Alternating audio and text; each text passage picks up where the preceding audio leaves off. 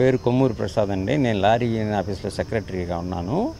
ముందుగా ఈ కూటమి ప్రభుత్వానికి చాలా కృతజ్ఞతలు, ధన్యవాదాలు తెలుపుతున్నాము. హరిత పన్ను చాలా వరకు తగ్గించారు. అంతకుముందు 2021కి ముందు సెంట్రల్ గవర్నమెంట్ హ్యాండ్ ఓవర్లో ఉండేది. సెంట్రల్ గవర్నమెంట్ సంవత్సరానికి 200 రూపాయల చొప్పున మనకి గ్రీన్ ట్యాక్సీ తీసుకునేది, వసూలు చేసేవాళ్ళు. ఒక్కొక్క బండికి ఓన్లీ 200 రూపాయలు మాత్రమే. 2021లో ఒక జియో ఇచ్చారు. ఏమనంటే అది ఎవరి స్టేట్లో వాళ్ళు కొంచెం పెంచుకోండి అన్నట్టుగా ఇచ్చారు, ఇష్టం అన్నట్టుగా ఇచ్చారు. ఇస్తే దాన్ని ఆధారం చేసుకొని గత గవర్నమెంట్ మమ్మల్ని బాగా హెవీగా 200 నుంచి 10,000 రూపాయలు ఒకటి, 20,000 రూపాయలు ఒకటి, చిన్న బండికి 10,000, పెద్ద బండికి 20,000 లెక్క చొప్పున వసూలు చేయటం నిర్ణయించి అప్పటి నుంచి అట్లా వసూలు చేస్తారు. ఆ విషయం మీద గత గవర్నమెంట్ని 19 సార్లు మా union state union secretary president గారు వెళ్ళి కలిసినా కానీ ఏ మాత్రం స్పందన లేదు. పైగా వాళ్ళు అసలు ఇంటర్వ్యూ కూడా ఇవ్వలేదు గత గవర్నమెంట్ వాళ్ళు. మొన్న వచ్చిన కూటమి ప్రభుత్వం వాళ్ళు మేనిఫెస్టోలో చెప్పారు.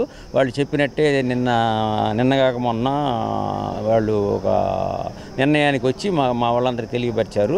ఇక నుంచి 12 ఏళ్ల లోపు 13 ఏళ్ల లోపు బండికి 1,500, 13 ఏళ్ళు నిండిన బండికి వచ్చేసి 3,000 రూపాయలు మాత్రమే వసూలు చేయనున్నారు.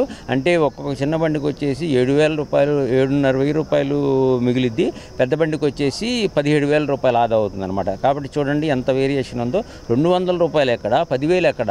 2021కి ముందు 200 కడుతున్నాము. 2021 మార్చి తర్వాత నుంచి 200ది 20,000 చేశారు ఒకసారిగా గత గవర్నమెంట్.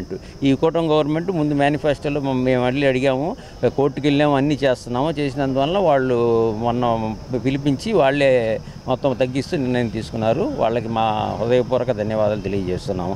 దానితో పాటు మా స్టేటు యూనియన్ వారు మాత్రం ఈశ్వరరావు గారు వాళ్ళందరూ వెళ్ళి బాగా పట్టుబట్టి గట్టిగా చేసిన కృషి వల్ల ఈ ఫలితం దక్కింది. ఈ ఫలితం ఆంధ్రప్రదేశ్లో ఉన్నటువంటి సుమారు 10 లక్షల వెహికల్స్కి ఉపయోగపడుతుంది. ప్లస్ చాలా డబ్బులు ఆదా అవుతాయి. బండ్లకు చాలా పెనుభారం నుంచి తప్పించారు.